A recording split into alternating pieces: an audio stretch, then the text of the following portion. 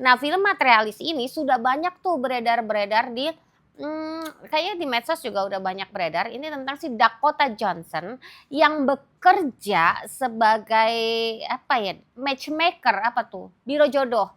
Biro jodoh jadi dia itu tapi dia itu terlalu mendalami perannya dan dia kayak obses pengen mendapatkan orang yang, apa ya namanya, bener-bener sepadan lah apa ya, kalau kata orang tua apa, bibit, bebet, bobot gitu kan. Jadi kalau, matchmaker-nya si Dakota Johnson ini dia bakal tanya, dia langsung to the point loh, dia tanya, "Penghasilanmu berapa? Tinggi badanmu berapa? Pekerjaanmu apa? Apa yang kamu harapkan dari pasanganmu?" Gitu kan.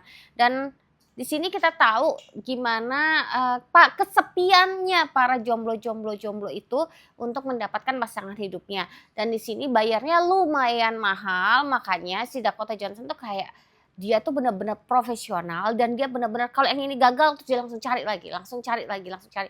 Dan di sini juga ada kehidupan percintaan. Nah, di sini nih ya, banyak cuplikannya kayak si Dakota Johnson ya, "Kamu, penghasilannya berapa?" Ini langsung to the point bahwa dia butuhnya seperti apa. Nah, Dakota Johnson ini juga punya permasalahan love life-nya juga agak bermasalah. Dia punya pacar itu si Chris Evans, tahu kan Chris Evans gantengnya kayak apa, dan akhirnya tapi Chris Evans ini kere, kalau nggak bisa dibilang miskin ya kere lah ya. Jadi Chris Evans ini kerjaannya nggak jelas, jadi dia kayak aktor-aktor mungkin stand up-an nggak ya? Kayaknya ya agak-agak stand up gitu, tapi ya pokoknya nggak ada pekerjaan yang tetap. Bahkan dia pun menginap, dia rent, house itu bertiga sama temennya, which is cowok semua yang kehidupannya juga acak adul gitu. Jadi waktu itu ceritanya dia putus sama cowoknya karena cuman gara-gara menghemat parkir $25 doang. Kan ini adalah anniversary mereka yang kelima, tapi mereka berantem, mereka mesti parkir di mana, cuman gara-gara gitu doang dan menurut Dakota that's it. Aduh ini kemiskinan itu memang nggak bisa, makanya dia kalau sama klien juga dia tanya tuh detail tuh, "Ya kamu menghasilkan berapa grand setahun segini gini gini gini," gitu kan. Sampai akhirnya, dia cukup berhasil, dia berhasil dalam setahun itu ada 9 kliennya berhasil menikah dan mendapatkan pasangan yang sesuai dengan kita. Jadi, punya bucket list sendiri, punya box sendiri istilahnya. Kliennya itu datang dengan box-nya mereka, ya udah ya iyalah bayar mahal gitu kan. Gua pikir, di sini Dakota kan kelihatan kayak apa ya, math-nya jalan banget, calculation-nya jalan banget dan dia juga karena udah lihat dengan, klien-kliennya dia otomatis dia juga punya boxes-nya dia sendiri, punya list-nya dia sendiri, dia mau pasangan seperti apa.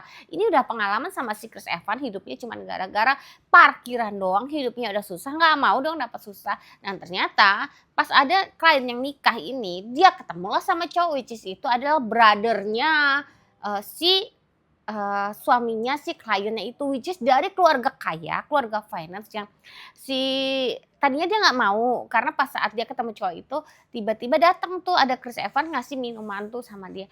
Oh ternyata masih masih inget apa itu dia ternyata tapi Chris Evans di situ sebagai, ah, apa ya, pelayan. Nah ini cowok yang punya acara, otomatis kastanya sudah berbeda jauh cuy, kecuali si Chris Evans itu adalah pemiliknya, iya nggak? Udahlah dia dia galau lah, tapi dia cobalah terus katanya, "Aku suka dengan apa ya," dia ngomong terus terang sama cowok itu, "Penghasilan kamu berapa? Kalau gue tuh sekian." "Oh ya secara penghasilan jauh lebih tinggi." "Oke," kata dia gitu. Terus, "I love the way that you switch." Maksudnya saat bayar tagihan, itu cowok nggak mikir lagi dan main tanda tangan aja ya, iya duitnya juga berlebih gitu ya. Kalau sama ke Seven kan parkir aja lu berantem gitu. Jadi this is a good catch ya for her gitu kan. Udah terus, sampai suatu saat dia tuh kayak apa ya, sebenarnya masih butuh nggak sih cinta? Kadang-kadang kan kita ngelihat ya banyak ya perselingkuhan cuman gara-gara ya duit lah ya at the end-nya ya. Yang tadinya jadi korban malah bisa jadi pelaku kan sekarang. Nah, udah ternyata dia ngejalanin bahkan nih cowok, "Dream-mu apa? Boleh nggak aku jalanin dream dream kamu dengan aku?" Gitu. "Aku nggak punya paspor, aku mau ke sini aku mau ke sini." Udah dibikinin paspornya, udah jalan tinggal tenanglah hidupmu. Naik mobil, mobil mewah, makan di resor kelas atas semuanya. Dan dia punya apartemen tuh cowok wow banget, gila gede banget, mewah banget sampai dia datang tuh, sempet-sempetnya ya dia lagi mau ciuman, dia ciuman sama cowok sampai wow wow, wow katanya, gila cewek mana yang kalau nggak matre ngelihat cowok dengan, apa ya, apartemen di tengah kota dengan sebesar itu. Gue juga matanya jelong langsung, wih. Tapi ini cewek bilang, at the end, ini gue spoiler aja deh karena film ini, gue rasa gue spoiler atau nggak spoiler pasti cewek-cewek nih pasti nonton dan itu make sense banget ini film, dia bilang, "Kayaknya gue sama elu nggak bisa deh jalan." Baik juga loh nih cewek, dia nggak jalan-jalan dulu, dia manfaatin maksimal dulu nih cowok, tapi dia langsung ngomong gitu loh. Langsung ngomong kalau gue kan ya gimana ya kalau orang zaman sekarang mungkin manfaatin dulu, habisin dulu deh sampai darah terakhir kalau bisa lu dapat keuntungan gitu ya. Dia enggak, dia langsung bilang, gue senangnya nih dia langsung bilang gini, "Kayaknya kita nggak bisa deh karena, eee, nggak ada love-nya," katanya dia. Tidak ada love-nya kata dia gitu dan kayaknya bukannya kata cowoknya, "Bukannya aku good catch ya buat kamu secara hitungan, secara maths-nya itu kita udah maths-nya tuh maksudnya matematika secara kalkulasinya kita tuh oke," katanya dia kata cowoknya. Tapi katanya seberapa banyak pun itu maths-nya, kalkulasinya sebanyak apapun, tapi cinta itu harus ada on the table katanya dia. Jadi kalau nggak ada cinta itu nggak akan ke-catch itu, uang sebanyak itu pun nggak akan bisa jangkau itu gitu dan gue masih membutuhkan itu. Nah kita lihat apakah dia balik kan nih ke Chris Evans yang kere banget, yang untuk, eee, apa ya, tempat tinggal aja masih bersama-sama sama temennya. Nah terus lu nanti kalau sama si Chris Evans apa lu bakal tinggal bareng.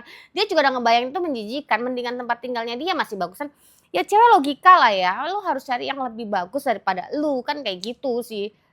Dakota Johnson. Nah kita lihat dia pengin apa ya, dia penganut aliran bucin, apa dia penganutan aliran matre, which is itu adalah dibutuhkan zaman sekarang emang bisa bayar sekolah pakai cinta. Bayar sekolah mahal, Neng. Nah ini film bagus sih alur-alurnya dan di situ bagaimana ada satu kliennya dia yang namanya Sophie, yang dia itu berusaha mencari cinta tapi bucket list-nya tuh banyak banget. Yang menurutnya siapa sih Dakota ini, iya, lu terlalu banyak bucket list lu, dengan umur lo yang udah seperti ini dia kalau nggak salah udah 40 or 30, almost 40 like that gitu kan. Terus akhirnya malah dia milih-milih tapi dia malah dapat assault. Jadi dia hampir diperkosa lah sama pasangannya yang sesuai dengan kriterianya dia, which is dia terus menyalahkan lah sini Dakota, "Kok gue tuh bukan orang sedesperate itu dan gue berhak dong gue dapet cinta dan gue berhak dong punya listnya gue sendiri karena gue juga berharga," kata dia. Ya sebenarnya katanya menurut Dakota dalam pemikiran Dakota nih kayaknya lu over gitu loh. Lu nggak lihat diri lu juga, lu punya list gitu banget. Tapi kan setiap orang berhak dong dia punya list masing-masing kan katanya kalau lo punya list pasangan lo mau seperti apa ya tinggal lu doakan. Nah itu akan terjadi nggak ada yang mustahil kan. Nah dalam film ini semua tuh kayak iya make sense banget, logik banget dan jadi kalau cewek-cewek nih apalagi jomblowati, jombloan kalau cowok tuh punya sisi romantis nggak sih? Gue sih mungkin cewek ya. Jadi kalau nonton film ini, eee, reality banget, keadaan banget. Sekarang tuh gue banyak banget ngelihat orang-orang usia 30, 40 masih belum punya pasangan karena terlalu banyak bucket list-nya mereka atau terlalu high expectation atau ekspektasi dari keluarganya itu terlalu banyak. Kalau dibully gini kan kayak si Dakota kan cuman mikirin otaknya dia sama pasangannya maunya seperti apa. Tapi kalau kita di sini kan enggak, bucket list kita banyak. Nah, nonton film ini make sense banget dari pola pikirnya si pencari jodoh ini tentang kita seperti apa dan ekspektasinya yang mencari jodoh dan pola pikir si cowok ini yang kaya itu seperti apa dan si Chris Evans yang kere banget ini seperti apa. Nah ini nonton film ini cukup menarik apalagi udah mau tahun baru kan katanya orang kalau mau cari jodoh tuh makan apa anggur 8 biji di bawah meja. Siapa tahu kejadian tapi dengan listnya lu sendiri dan gue berharap lu dapetin jodoh yang baik yang sesuai dengan kriteria lu. Tapi inget ngaca juga ya.